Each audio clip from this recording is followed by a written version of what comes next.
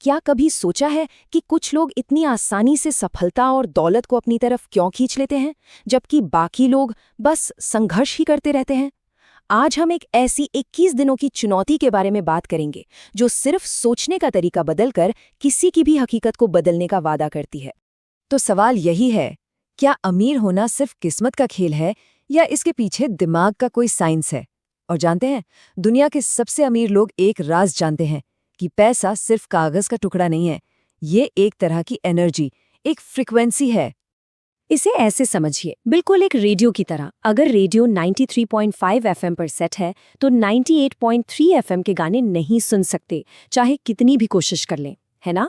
बिल्कुल इसी तरह अगर हमारा दिमाग कमी की फ्रीक्वेंसी पर सेट है तो हम जीवन में समृद्धि को अट्रैक्ट नहीं कर सकते। तो फिर इस फ्रीक्वेंसी को बदलें कैसे? आज हम इसी सफर पर चलेंगे। हम समझेंगे कि दिमाग की ये छिपी हुई फ्रीक्वेंसी आखिर है क्या, हमारे ब्रेन का रियलिटी फिल्टर काम कैसे करता है, हम अपने सबकॉन्शियस माइंड तक पहुंच कैसे सकते हैं। 21 दिनों के एक बहुत ही पावरफुल वाटर रिचुअल के बारे में जानेंगे और हाँ, सबसे जरूरी परमानेंट चेंज के सीक्रेट्स को समझेंगे।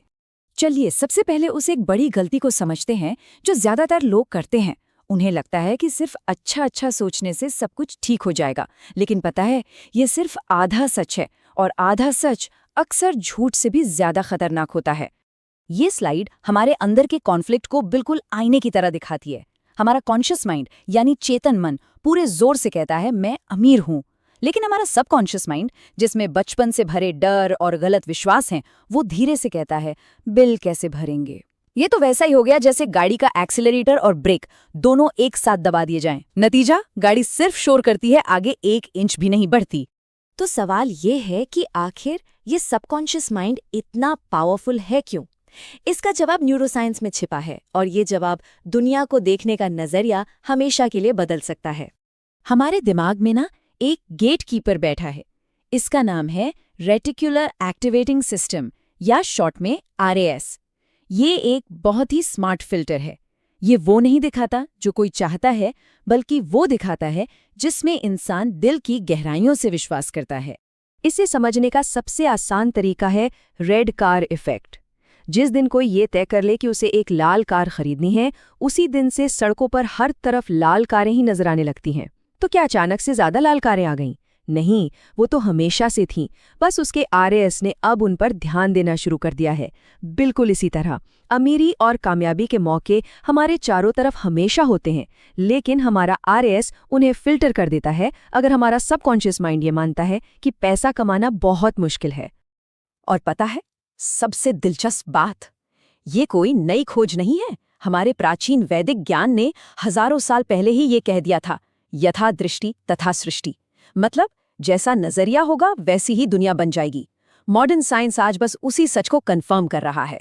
ठीक है, तो अगर हमें अपने RAS को रीप्रोग्राम करना है तो हमें सीधे सबकॉन्शियस माइंड तक पहुंचना होगा। लेकिन कैसे? इसका एक गुप्त दरवाजा है, एक ऐसा दरवाजा जो दिन में केवल 2 बार बहुत थोड़े समय के लिए खुलता है। और ये दरवाजा है थीटा ब्रेनवेव स्टेट। ये एक जादुई स्थिति है, समझिए।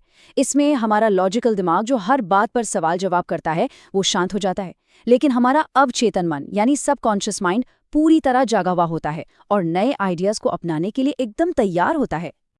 और सबसे अच्छी बात यह है कि हम हर दिन नेचुरली 2 बार इस अवस्था में जाते हैं।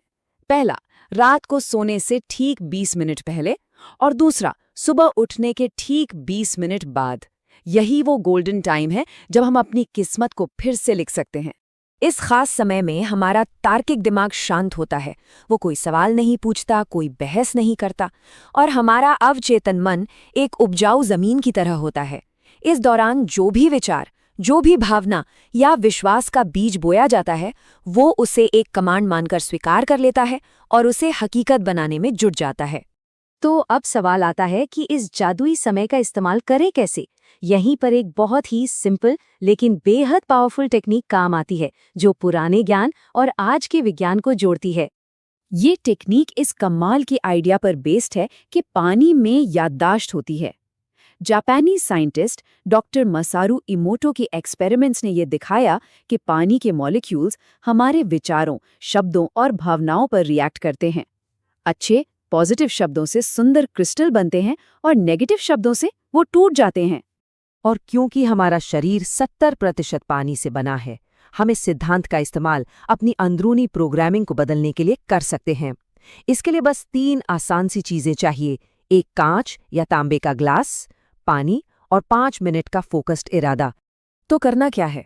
रात को सोने से ठीक पहले पानी के ग्लास को दोनों हाथों में पकड़ना है।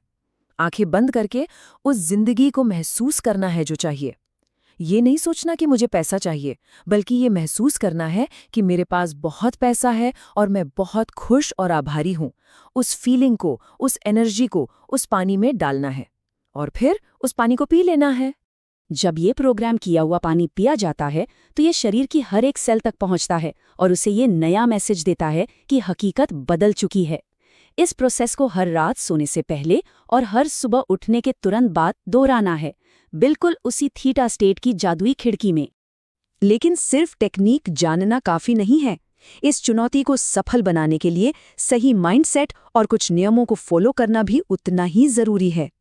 इस प्रयोग को कम से कम 21 दिनों तक बिना एक भी दिन छोड़े करना होगा। 21 दिन वो कम से कम टाइम है जो हमारे दिमाग में एक नई आदत या विश्वास के लिए एक नया रास्ता बनाने के लिए जरूरी होता है।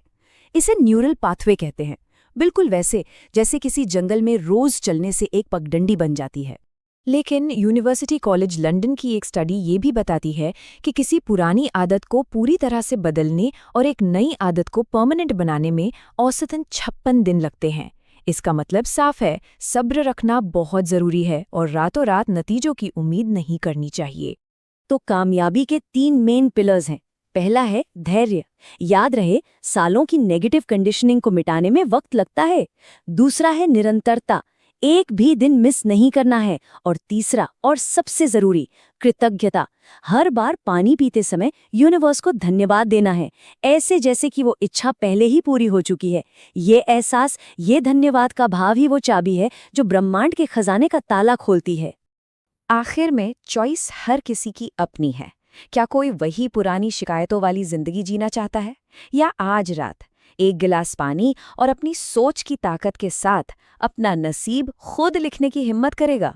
खोने के लिए कुछ नहीं है, लेकिन पाने के लिए पूरा ब्रह्मांड पड़ा है।